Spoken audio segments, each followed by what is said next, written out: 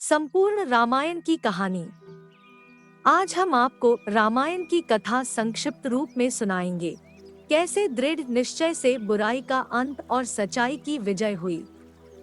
वैसे तो रामायण कथा बहुत लंबी है, परंतु आज हम आपके सामने इस कहानी का एक संक्षिप्त रूप रेखा प्रस्तुत कर रहे हैं। रामायण की कहानी मुख्य रूप से बालकांड, अयोध्या कांड, अरण्य कांड, किष्किंधा कांड, सुंदरकांड, लंका कांड और उत्तरकांड में विभाजित है। तो चलिए शुरू करते हैं। बालकांड। राम सीता जन्म कथा। प्राचीन काल की बात है। सरयू नदी के किनारे कोशला नामक राज्य था। कोशला राज्य की राजधानी अयोध्या थी, जिसके राजा का नाम दशरथ था। राजा दशरथ के 3 पत्नियां थी, जिनके नाम थे कौशल्या, कैकेयी और सुमित्रा। परंतु बहुत समय से उनकी कोई भी संतान नहीं थी, जिसके कारण उन्हें उत्तराधिकारी की कमी हमेशा सताती थी। इसके विषय में उन्होंने ऋषि वशिष्ठ से बात की और पुत्र कामेष्टि यज्ञ करवाया। यज्ञ के कारण उनकी पत्नियों को 4 पुत्र हुए। उनकी पहली पत्नी कौशल्या से राम, कैकेयी से भरत और सुमित्रा से लक्ष्मण और शत्रुघ्न का जन्म हुआ। सभी राजकुमार शास्त्रों और युद्ध कला में निपुण थे। जब राम 16 वर्ष के हुए, तब ऋषि विश्वामित्र राजा दशरथ के पास गए और यज्ञ में विघ्न डालने वाले राक्षसों का अंत करने में राम और लक्ष्मण की मदद मांगी। राम और लक्ष्मण ने इस कार्य को आदर से माना और कई राक्षसों का अंत किया, जिसके फलस्वरूप उन्हें ऋषि विश्वामित्र ने कई दिव्य अस्त्र प्रदान किए। एक दूसरे प्रदेश मिथिला के राजा जनक भी निसंतान थे। ऋषियों के कहने पर राजा जनक ने अपने राज्य के खेत में हल चलाना शुरू किया। हल चलते समय उन्हें एक धातु से टकराने की आवाज आई। जब राजा जनक ने देखा तो उन्हें सित के कलश में एक कन्या जमीन में गड़ी हुई मिली।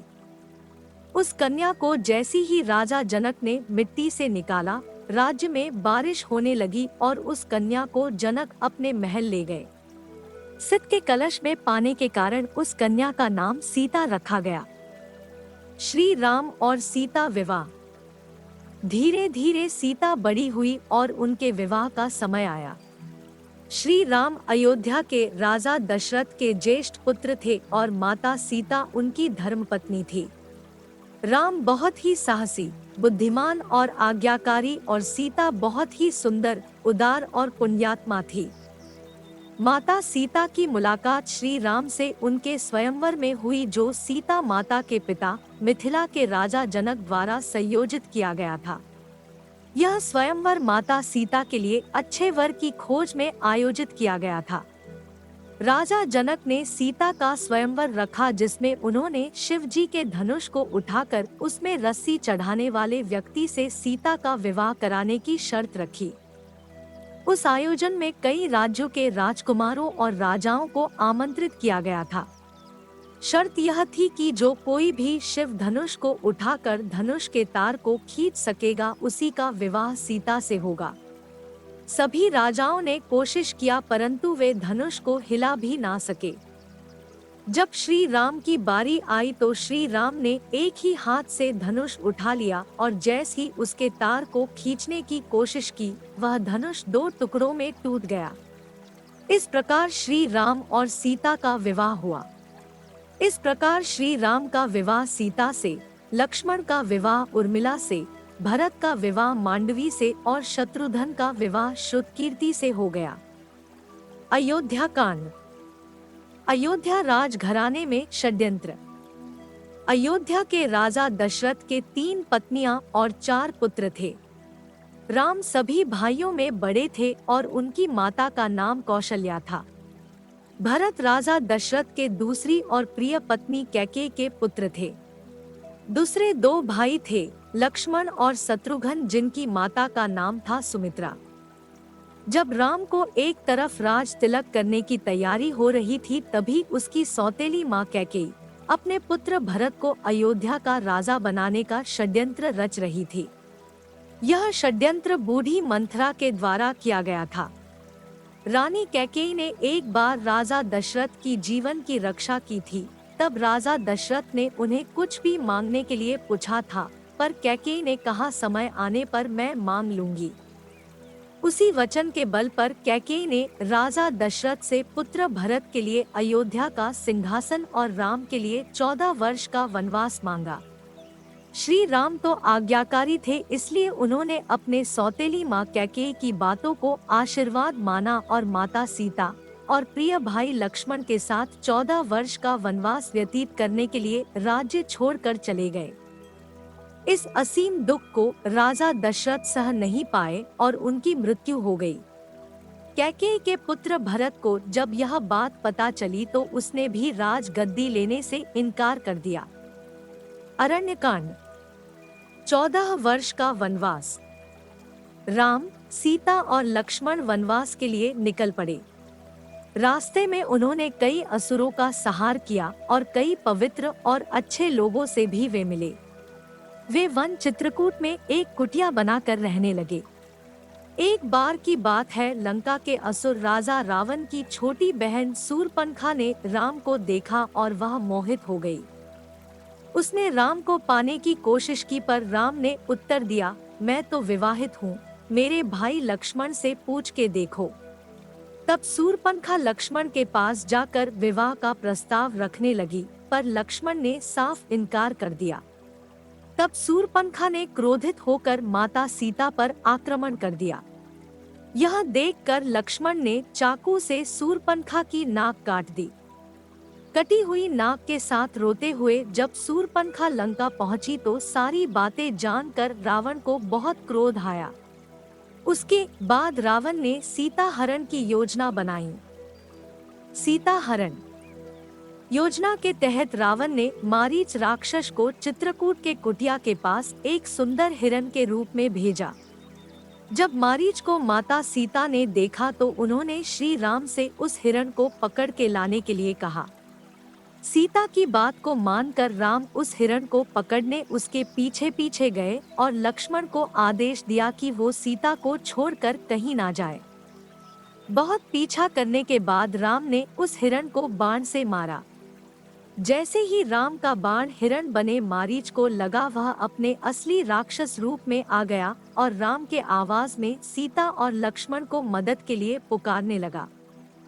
सीता ने जब राम के आवाज में उस राक्षस के विलाप को देखा तो वो घबरा गई और उसने लक्ष्मण को राम की मदद के लिए वन जाने को कहा। लक्ष्मण ने सीता माता के कुटिया को चारों ओर से लक्ष्मण रेखा से सुरक्षित किया और वो श्री राम की खोज करने वन में चले गए। योजना के अनुसार रावण एक साधु के रूप में कुटिया पहुंचा और भिक्षाम देही का स्वर लगाने लगा। जैसे ही रावण ने कुटिया के पास लक्ष्मण रेखा पर अपना पैर रखा, उसका पैर जलने लगा। यह देखकर रावण ने माता सीता को बाहर आकर भोजन देने के लिए कहा। जैसे ही माता सीता लक्ष्मण रेखा से बाहर निकली, रावण ने पुष्पक विमान में सीता माता का हरण कर लिया। जब राम और लक्ष्मण को यह पता चला कि उनके साथ छल हुआ है तो वो कुटिया की ओर भागे, पर वहां उन्हें कोई नहीं मिला। जब रावण सीता को पुष्पक विमान में लेकर जा रहा था तब बूढ़े जटायु पक्षी ने रावण से सीता माता को छुड़ाने के लिए युद्ध किया, परंतु रावण ने जटायु का पंख काट डाला। जब राम और लक्ष्मण सीता को ढूंढते हुए जा रहे थे तो रास्ते में जटायु का शरीर पड़ा था और वो राम राम विलाप कर रहा था। जब राम और लक्ष्मण ने उनसे सीता के विषय में पूछा तो जटायु ने उन्हें बताया कि रावण माता सीता को उठा ले गया है, और यह बताते बताते उसकी मृत्यु हो गई। किष्किंधा कांड। राम और हनुमान। हनुमान किष्किंधा के राजा सुग्रीव की वानर सेना के मंत्री थे। राम और हनुमान पहली बार ऋषिमुख पर्वत पर मिले, जहां सुग्रीव और उनके साथी रहते थे। सुग्रीव के भाई बाली ने उससे उसका राज्य भी छीन लिया और उसकी पत्नी को भी बंदी बनाकर रखा था। जब सुग्रीव राम से मिले वे दोनों मित्र बन गए। जब रावण पुष्पक विमान में सीता माता को ले जा रहा था तब माता सीता ने निशानी के लिए अपने अलंकर फेंक दिए थे। वो सुग्रीव की सेना के कुछ वानरों को मिला था। जब उन्होंने श्री राम को वो अलंकार दिखाए तो राम और लक्ष्मण के आंखों में आंसू आ गए। श्री राम ने बाली का वध करके सुग्रीव को किष्किंधा का राजा दोबारा बना दिया। सुग्रीव ने भी मित्रता निभाते हुए राम को वचन दिया कि वो और उनकी वानर सेना भी सीता माता को रावण के चंगुल से छुड़ाने के लिए पूरी जी जान लगा देंगे। वानर सेना। उसके बाद हनुमान, सुग्रीव, जामवंत ने मिलकर सुग्रीव की वानर सेना का नेतृत्व किया और चारों दिशाओं में अपनी सेना को भेजा। सभी दिशाओं में ढूंढने के बाद भी कुछ न मिलने पर ज्यादातर सेना वापस लौट आए।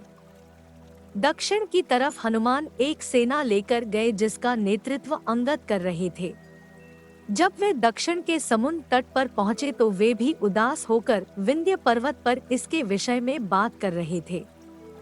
वहीं कोने में एक बड़ा पक्षी बैठा था जिसका नाम था संपाति। संपत्ति वानरों को देखकर बहुत खुश हो गया और भगवान का शुक्रिया करने लगा इतना सारा भोजन देने के लिए। जब सभी वानरों को पता चला कि वह उन्हें खाने की कोशिश करने वाला था तो सभी उसकी घोर आलोचना करने लगे और महान पक्षी जटायु का नाम लेकर उसकी वीरता की कहानी सुनाने लगे। जैसे ही जटायु की मृत्यु की बात उसे पता चली वह जोर जोर से विलाप करने लगा। उसने वानर सेना को बताया कि वो जटायु का भाई है और यह भी बताया कि उसने और जटायु ने मिलकर स्वर्ग में जाकर इंद्र को भी युद्ध में हराया था। उसने यह भी बताया कि सूर्य की तेज किरणों से जटायु की रक्षा करते समय उसके सभी पंख भी जल गए और वह उस पर्वत पर गिर गया। संपाति ने वानरों को बताया कि वह बहुत ज्यादा जगहों पर जा चुका है और उसने यह भी बताया कि लंका का असुर राजा रावण ने सीता को अपहरण किया है और उसी दक्षिणी समुद्र के दूसरी ओर उसका राज्य है। लंका की ओर हनुमान की समुद्र यात्रा।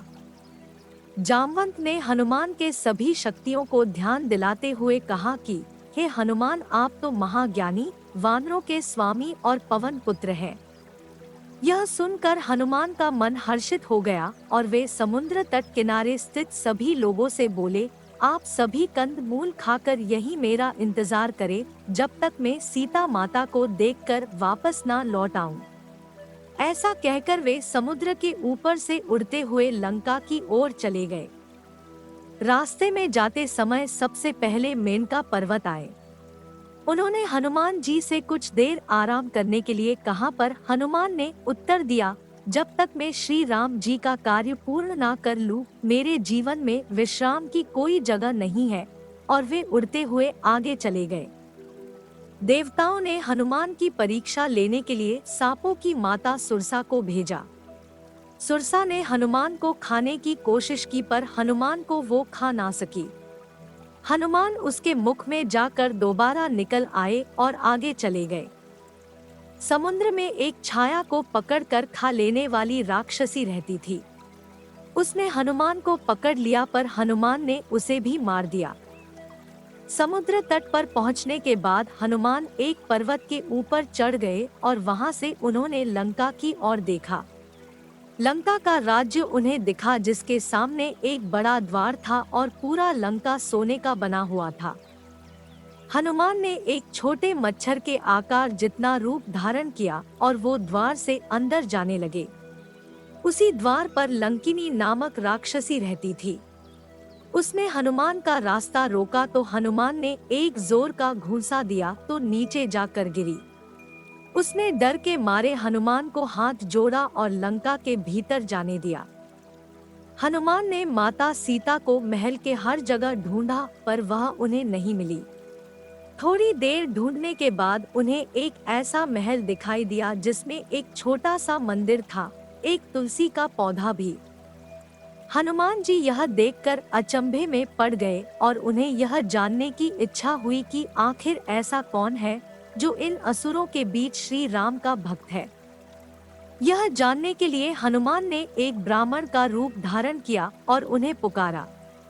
विभीषण अपने महल से बाहर निकले और जब उन्होंने हनुमान को देखा तो वो बोले, हे महापुरुष, आपको देखकर मेरे मन में अत्यंत सुख मिल रहा है। क्या आप स्वयं श्री राम हैं? हनुमान ने पूछा, आप कौन है? विभीषण ने उत्तर दिया, मैं रावण का भाई विभीषण हूँ। यह सुनकर हनुमान अपने असली रूप में आ गए और श्री रामचंद्र जी के विषय में सभी बातें उन्हें बताई। विभीषण ने निवेदन किया, हे पवन पुत्र, मुझे एक बार श्री राम से मिलवा दो। हनुमान ने उत्तर दिया, मैं श्री राम जी से जरूर मिलवा दूंगा, परंतु पहले मुझे यह बताए कि मैं जानकी माता से कैसे मिल सकता हूँ। सुंदरकांड। अशोक वाटिका में हनुमान सीता भेंट। विभीषण ने हनुमान को बताया कि रावण ने सीता माता को अशोक वाटिका में कैद करके रखा है। यह जानने के बाद हनुमान जी ने एक छोटा सा रूप धारण किया और वह अशोक वाटिका पहुँचे। वहां पहुंचने के बाद उन्होंने देखा कि रावण अपने दासियों के साथ उसी समय अशोक वाटिका में पहुंचा और सीता माता को अपने ओर देखने के लिए साम दाम दंड भेद का उपयोग किया, पर तब भी सीता जी ने एक बार भी उसकी ओर नहीं देखा। रावण ने सभी राक्षसियों को सीता को डराने के लिए कहा, पर त्रिष्टा नामक एक राक्षसी ने माता सीता की बहुत मदद और देखभाल की और अन्य राक्षसियों को भी डराया, जिससे अन्य सभी राक्षसी भी सीता की देखभाल करने लगे। कुछ देर बाद हनुमान ने सीता जी के सामने श्री राम की अंगूठी डाल दी। श्री राम नाम से अंकित अंगूठी देखकर सीता माता के आंखों से खुशी के अंशु निकल पड़े, परंतु सीता माता को संदेह हुआ कि कहीं यह रावण की कोई चाल तो नहीं। उसके बाद हनुमान जी ने मधुर वचनों के साथ रामचंद्र के गुणों का वर्णन किया और बताया कि वो श्री राम जी के दूत हैं। सीता ने व्याकुलता से श्री राम जी का हाल चाल पूछा। हनुमान जी ने उत्तर दिया, हे माते, श्री राम जी ठीक है और वे आपको बहुत याद करते हैं।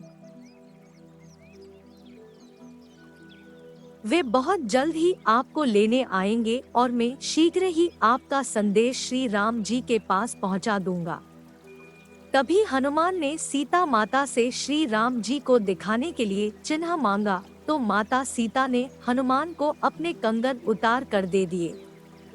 हनुमान लंका दहन।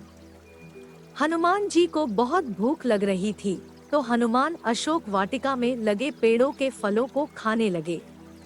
फलों को खाने के साथ साथ हनुमान उन पेड़ों को तोड़ने लगे। तभी रावण के सैनिकों ने हनुमान पर प्रहार किया, पर हनुमान ने सबको मार डाला। जब रावण को इस बात का पता चला कि कोई बंदर अशोक वाटिका में उत्पात मचा रहा है, तो उसने अपने पुत्र अक्षय कुमार को भेजा हनुमान का वध करने के लिए, पर हनुमान जी ने उसे क्षण भर में ऊपर पहुंचा दिया। कुछ देर बाद जब रावण को अपने पुत्र की मृत्यु का पता चला, वह बहुत ज्यादा क्रोधित हुआ। उसके बाद रावण ने अपने ज्येष्ठ पुत्र मेघनाद को भेजा। हनुमान के साथ मेघनाद का बहुत ज्यादा युद्ध हुआ, पर कुछ ना कर पाने के बाद मेघनाद ने ब्रह्मास्त्र चला दिया। ब्रह्मास्त्र का सम्मान करते हुए हनुमान स्वयं बंधक बन गए। हनुमान को रावण की सभा में लाया गया। रावण हनुमान को देखकर हंसा और फिर क्रोधित होकर उसने प्रश्न किया, रे वानर, तूने किस कारण अशोक वाटिका को तहस-नहस कर दिया? तूने किस कारण से मेरे सैनिकों और पुत्र का वध कर दिया? क्या तुझे अपने प्राण जाने का डर नहीं है? यह सुनकर हनुमान ने कहा, हे रावण, जिसने महान शिव धनुष को पल भर में तोड़ डाला, जिसने खरदूषण, त्रिशिरा और बाली को मार गिराया, जिसकी प्रिय पत्नी का तुमने अपहरण किया, मैं उन्हीं का दूत हूँ। मुझे भूख लग रही थी, इसलिए मैंने फल खाए और तुम्हारे राक्षसों ने मुझे खाने नहीं दिया, इसलिए मैंने उन्हें मार डाला। अभी भी समय है, सीता माता को श्री राम को सौंप दो और क्षमा मांग लो। रावण हनुमान की बात सुनकर हंसने लगा और बोला, रे दुष्ट, तेरी मृत्यु तेरे सिर पर है। ऐसा कहकर रावण ने अपने मंत्रियों को हनुमान को मार डालने का आदेश दिया। यह सुनकर सभी मंत्री हनुमान को मारने दौड़े। तभी विभीषण वहां आ पहुँचे और बोले, रुको, दूत को मारना सही नहीं होगा, यह नीति के विरुद्ध है। कोई और भयानक दंड देना चाहिए। सभी ने कहा, बंदर का पूंछ उसको सबसे प्यारा होता है, क्यों ना तेल में कपड़ा डुबाकर इसकी पूंछ में बंद कर आग लगा दिया जाए। हनुमान की पूंछ पर तेल वाला कपड़ा बंद कर आग लगा दिया गया। जैसे ही पूंछ में आग लगी, हनुमान जी बंधन मुक्त होकर एक छत से दूसरे में कूदते गए और पूरी सोने की लंका में आग लगा के समुद्र की ओर चले गए और वहां अपनी पूंछ पर लगी आग को बुझा दिया। वहां से सीधे हनुमान जी श्री राम के पास लौटे और वहां उन्होंने श्री राम को सीता माता के विषय में बताया और उनके कंगन भी दिखाए। सीता माता के निशानी को देखकर श्री राम भावुक हो गए। प्रभु राम सेतु बंध। अब श्री राम और वानर सेना की चिंता का विषय था कैसे पूरी सेना समुद्र के दूसरे ओर जा सकेंगे। श्री राम जी ने समुद्र से निवेदन किया कि वे रास्ता दें ताकि उनकी सेना समुद्र पार कर सके, परंतु कई बार कहने पर भी समुद्र ने उनकी बात नहीं मानी। तब राम ने लक्ष्मण से धनुष मांगा और अग्नि बाण को समुद्र पर साधा, जिससे कि पानी सूख जाए और वे आगे बढ़ सकें। जैसे ही श्री राम ने ऐसा किया, समुद्र देव डरते हुए प्रकट हुए और श्री राम से माफी मांगी और कहा, हे नाथ, ऐसा ना करे, आपके इस बाण से मुझ में रहने वाले सभी मछलियां और जीवित प्राणी का अंत हो जाएगा। श्री राम ने कहा, हे समुद्र देव, हमें यह बताएं कि मेरी यह विशाल सेना इस समुद्र को कैसे पार कर सकते हैं। समुद्र देव ने उत्तर दिया, हे रघुनंदन राम, आपकी सेना में 2 वानर है, नल और नील। उनके स्पर्श करके किसी भी बड़े से बड़े चीज को पानी में तैरा सकते हैं। यह कहकर समुद्र देव चले गए। उनकी सलाह के अनुसार नल और नील ने पत्थर पर श्री राम के नाम लिखकर समुद्र में फेंक के देखा तो पत्थर तैरने लगा। उसके बाद एक के बाद एक करके नल नील समुद्र में पत्थर को फेंकते रहे और समुद्र के अगले छोर तक पहुंच गए। लंका कांड। लंका में श्री राम की वानर सेना। श्री राम ने अपनी सेना के साथ समुद्र किनारे डेरा डाला। जब इस बात का पता रावण की पत्नी मंदोदरी को पता चला तो वो घबरा गई और उसने रावण को बहुत समझाया, पर वह नहीं समझा और सभा में चला गया। रावण के भाई विभीषण ने भी रावण को सभा में समझाया और सीता माता को सम्मानपूर्वक श्री राम को सौंप देने के लिए कहा, परंतु यह सुनकर रावण क्रोधित हो गया और अपने ही भाई को लात मार दिया, जिसके कारण विभीषण सीढ़ियों से नीचे आ गिरे। विभीषण ने अपना राज्य छोड़ दिया और वो श्री राम के पास गए। राम ने भी खुशी के साथ उन्हें स्वीकार किया और अपने डेरे में रहने की जगह दी। आखिरी बार श्री राम ने बाली पुत्र अंगद कुमार को भेजा, पर रावण तब भी नहीं माना। युद्ध आरंभ हुआ। श्री राम और रावण की सेना के बीच भीषण युद्ध हुआ। इस युद्ध में लक्ष्मण पर मेघनाद ने शक्ति बाण से प्रहार किया था, जिसके कारण हनुमान जी संजीवनी बूटी लेने के लिए हिमालय पर्वत गए, परंतु वे उस पौधे को पहचान ना सके, इसलिए वे पूरा हिमालय पर्वत ही उठा लाए थे। यहाँ तक कि रावण के भाई कुंभकर्ण जैसे महारथी असुर को भी भगवान राम ने अपने बाण से मार डाला। इस युद्ध में रावण की सेना को श्री राम की सेना परास्त कर देती है और अंत में श्री राम रावण के नाभि में बाण मारकर उसे मार देते हैं और सीता माता को छुड़ा लाते हैं। श्री राम विभीषण को लंका का राजा बना देते हैं, परंतु राम माता सीता से मिलने से पूर्व उनकी अग्नि परीक्षा लेते हैं।